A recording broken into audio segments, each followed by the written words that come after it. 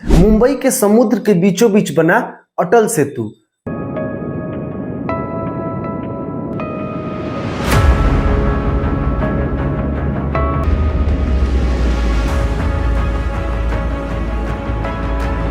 दिल्ली और हरियाणा के बीच बना द्वारिका एक्सप्रेसवे और दुनिया का सबसे लंबा दिल्ली मुंबई एक्सप्रेसवे।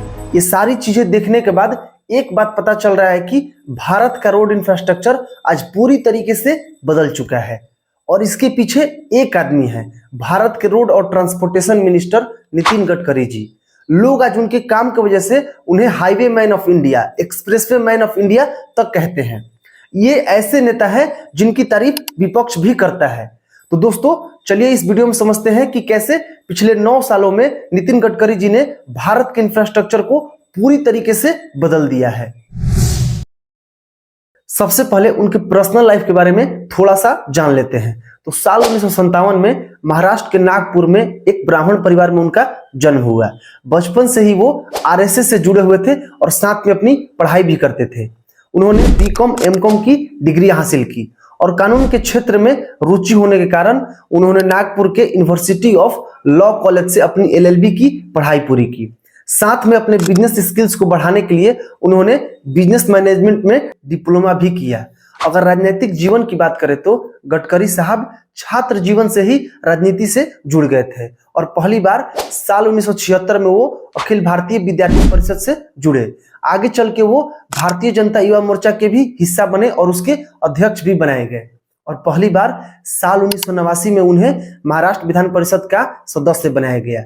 आगे चल के वो महाराष्ट्र सरकार में पीडब्ल्यूडी मंत्री भी रहे और साल 2009 में उन्हें भाजपा का राष्ट्रीय अध्यक्ष भी बनाया गया और उस समय वो सबसे कम उम्र के भाजपा अध्यक्ष थे।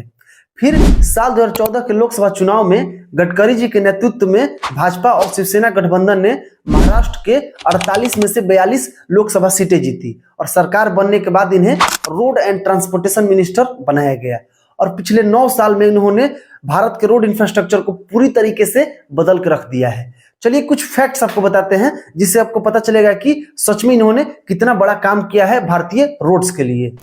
इकोनॉमिक टाइम्स की रिपोर्ट के अनुसार साल 2014 तक भारत में मात्र 97,830 किलोमीटर तक ही नेशनल हाईवेज के रोड नेटवर्क्स थे, जो कि 2023 में बढ़कर 1,45,000 किलोमीटर से भी ज्यादा हो चुके हैं। यानी कि पिछले 9 सालों में 50,000 किलोमीटर से भी ज्यादा नेशनल हाईवेज बनाए जा चुके हैं, जो कि बहुत बड़ी बात है दोस्तों।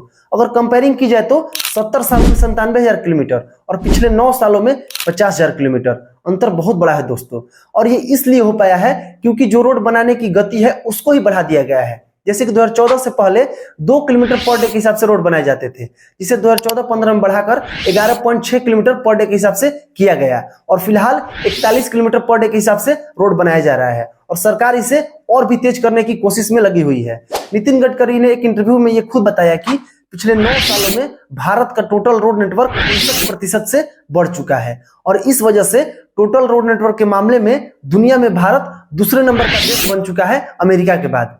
और आपको बता दें कि रोड बनाने के मामले में भारत ने बहुत सारे वर्ल्ड रिकॉर्ड्स भी बनाए हैं, जैसे कि national highway authority of India ने 100 घंटे में 100 किलोमीटर लंबा एक्सप्रेसवे बनाया था और 105 घंटे 33 मिनट में 75 किलोमीटर लंबा सिंगल बिटुमिनस कंक्रीट रोड बनाया था, जो कि एक गिनीज वर्ल्ड रिकॉर्ड है।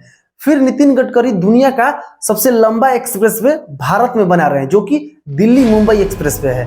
उसकी कुल लंबाई है 1350 किलोमीटर। फिलहाल दिल्ली से मुंबई बाई रोड जाने में 24 घंटे लगते हैं, लेकिन इस एक्सप्रेसवे के बनने के बाद मात्र 12 घंटे लगेंगे, मतलब कि 24 घंटे का सफर मात्र 12 घंटे में कर सकेंगे। आपको बता दें कि जो ये एक्सप्रेसवे है वो 6 राज्यों से होकर गुजरेगा, दिल्ली, हरियाणा, राजस्थान, मध्य प्रदेश, गुजरात और महाराष्ट्र, और इसे बनाने में 1 लाख करोड़ रुपए का खर्च आया है। और दोस्तों इसी तरीके से बहुत सारे हाईवेज, बहुत सारे रोड्स के उदाहरण हैं जिसे मैं आपको बता सकता हूं, लेकिन वीडियो बहुत ज्यादा लंबा हो जाएगा।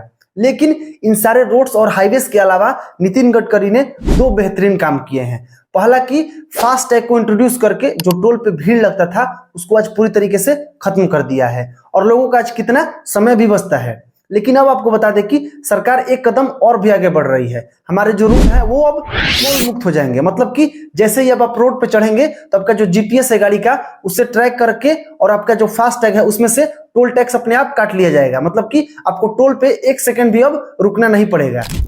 दूसरा काम यह है कि उन्होंने मार्केट में ई रिक्शा खुलाया, जिससे कि आज लाखों लोगों को रोजगार मिल चुका है। और खुद नितिन गडकरी अपने जीवन की सबसे बड़ी उपलब्धि भी मानते हैं, क्योंकि उन्होंने एक इंटरव्यू में यह बताया कि जब भी वो पहले किसी रिक्शा चालक को देखते थे तो उनके मन में बड़ी पीड़ा होती थी और उन्हें लगता था कि ये एक मानवीय शोषण है और इसे खत्म करना चाहिए। इसीलिए उन्होंने संसद में एक ई रिक्शा को लेकर कानून बनाया और इसके ऊपर उन्होंने बहुत सारी सब्सिडीज भी दी ताकि गरीब लोग इसे आसानी से खरीद सके।